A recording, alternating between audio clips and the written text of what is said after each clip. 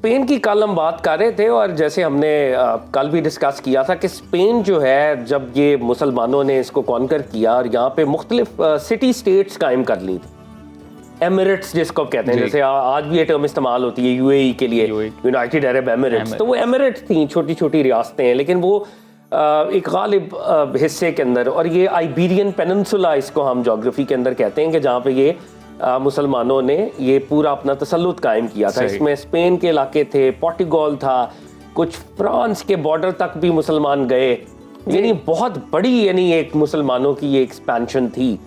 और जैसे कल कॉन्वर्सेशन हुई, कर्तबा जो है वो एक एपिसेंटर था, और कर्तबा के अंदर जैसे मदीना तो ज़हरा की कल हमने बात की जी, 3 लेयर्ड सिटी, और वो मतलब 1 माइल बाय 1 माइल पैलेसेस हैं, फॉरेस्ट हैं, और वो कहते हैं कि वहाँ पे कॉलेजेस थे, कैफेज का कॉन्सेप्ट वहाँ पे था, रनिंग वाटर था। और इसी तरह वो जो मस्जिद कर्तबा बनाई थी वो इटसेल्फ एक मास्टरपीस था, और उसकी नज़ीर नहीं मिलती है। बहुत ज़्यादा अटेंशन टू डिटेल के साथ वो सारे मामलात हो रहे थे। मुझे तो फाद साहब कल जो जिक्र हुआ ज़रियाब का, मैं बड़ा मुतासिर किया। एब्सोल्युटली, मैं ज़रियाब साहब की तरह दोबारा मैं इसको जरा री आर्टिकुलेट करना चाहता हूँ, क्योंकि अक्सर हमारी यूथ कहती है कि जी मैनर्स वहाँ पे हैं, एटिकेट्स वहाँ पे हैं, प्रोटोकॉल्स हम वेस्ट से सीखते हैं। तो अगर हम अपनी हिस्ट्री में जाएं उन्होंने हमसे लिए तो बहुत सी वो ट्रेडिशंस जिनको आज हम मैनर्स और एटिकेट्स और अदब अदाब कहते हैं, वो सारी चीज़ें मुसलमानों ने सिखाई थी। तो ज़रियाब जो थे उस दौर के एक बहुत बड़े म्यूजिशियन थे। इन्होंने अरब म्यूजिक और यूरोपियन म्यूजिक की फ्यूजन की पहले तो, और बहुत ज़बरदस्त इन्होंने धुनें वगैरह बनाई।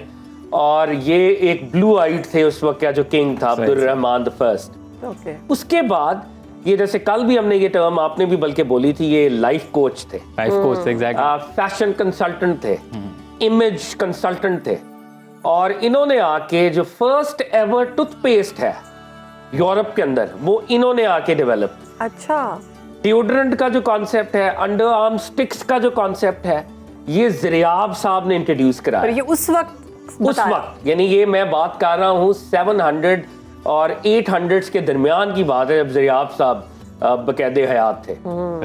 मल्टीपल कोर्स मेन्यू, ये आज भी होता है ना, आपको बहुत बड़ा कोई फंक्शन होता है तो मल्टीपल कोर्सेज होते हैं, एपेटाइजर आएगा, यानी कोर्सेज का तसव्वुर कि पहले जो है वो सूप आएगा, इन्होंने बताया था। अच्छा। पहले सूप आएगा, फिर मेन कोर्स आएगा, उसमें आमतौर पे मीट या फिश, और एंड पे फ्रूट्स और डिजर्ट्स आएंगे, और ये उस तरह से सर्व कराते थे। टेबल मैनर्स, टेबल पे क्रॉकरी सेट कैसे की जाएगी, लेदर कवर्स के साथ टेबल को कवर किया जाएगा, क्रॉकरी को रखा कैसे जाएगा, कटलरी कैसे प्लेस की जाएगी।